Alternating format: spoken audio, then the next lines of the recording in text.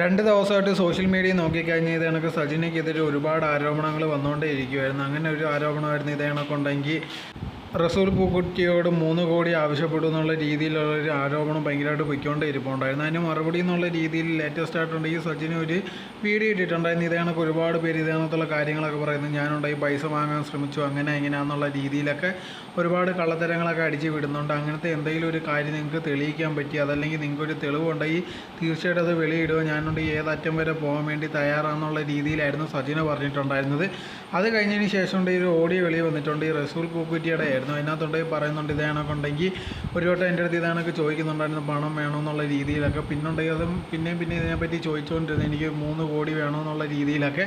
അങ്ങനെ 3 കോടിയൊന്നും എനിക്ക് കൊടുക്കാൻ പറ്റില്ല, പക്ഷേ എൻ്റെ കയ്യിൽ നിന്ന് ഒരു 40-50 ലക്ഷം രൂപ ഉണ്ടെങ്കിൽ എൻ്റെ കയ്യിൽ നിന്ന് പോയിട്ടുണ്ടെന്നുള്ള രീതിയിലായിരുന്നു ആ ഒരു ഓഡിയോ സംസാരിക്കുന്നത്.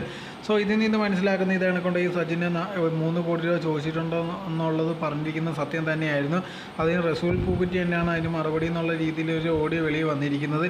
ഇനിയുണ്ടെങ്കിൽ ഇതിന് എന്തുകൊണ്ട് പറയാൻ പോകുന്നത് സജിനെന്ന് അറിയത്തില്ല. ഇതുവരെ അതിന് റിയാക്ട് ചെയ്തോ കാര്യങ്ങളോ ഒന്നും സജിന് ഇതുവരെ ഒരു വീഡിയോ ഇട്ടിട്ടില്ല.